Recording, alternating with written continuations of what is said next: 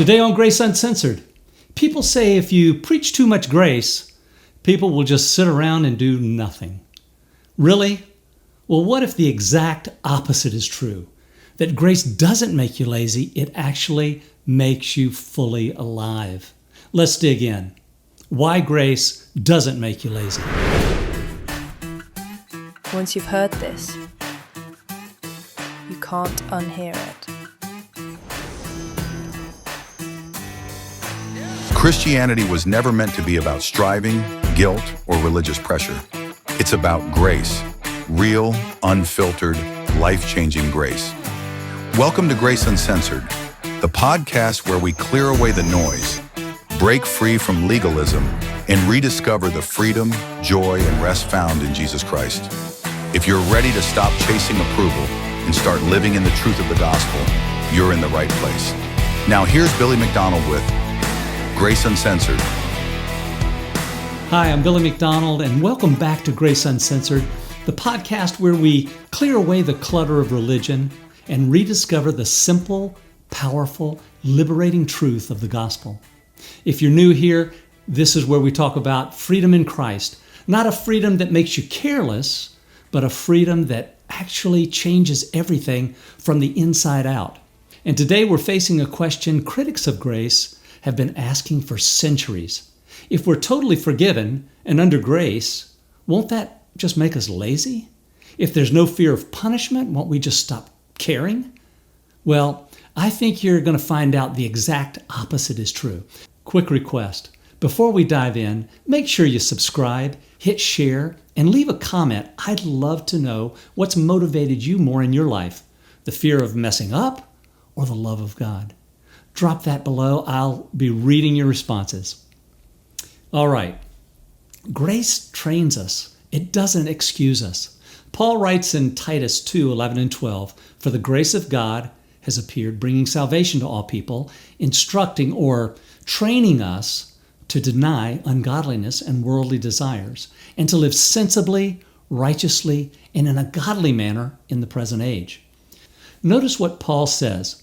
Grace is a teacher and instructor. It doesn't excuse sin. It equips you to resist it. Law can demand change but can't produce it. Grace actually transforms desires. It's like the difference between a coach yelling at you from the sidelines and a trainer working with you one-on-one in the gym. The coach can bark orders, but grace gets in the gym with you, shaping you from the inside out. Then we see that grace inspires love, not laziness.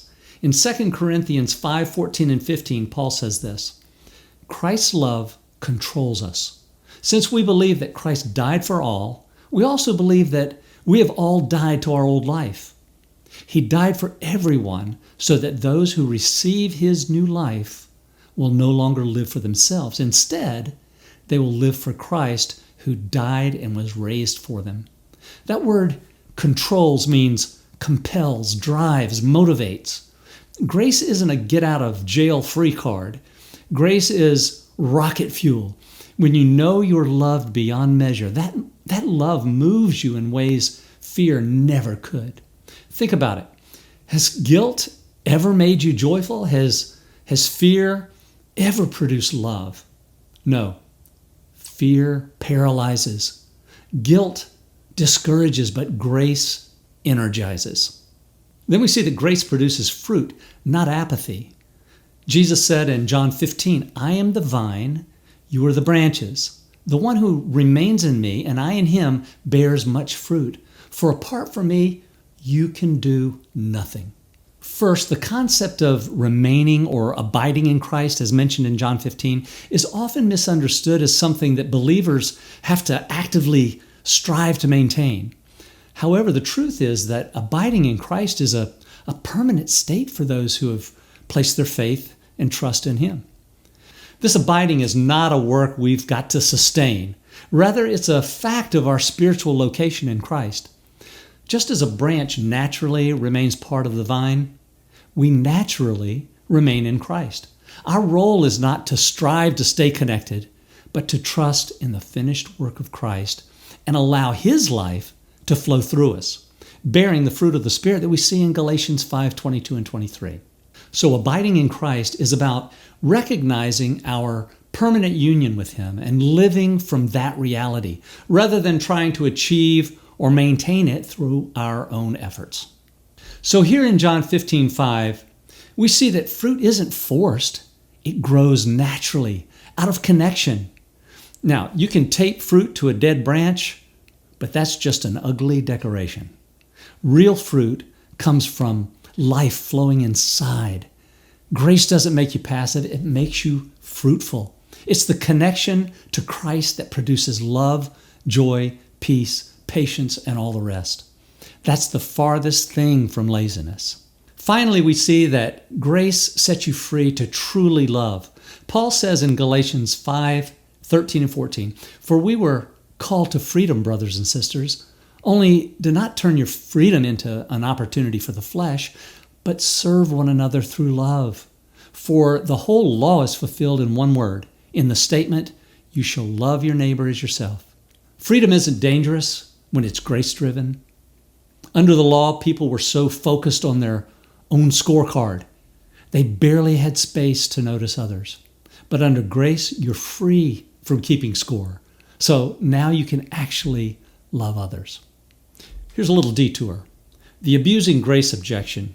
And let's pause here because someone's thinking right now, but wait, don't people abuse grace?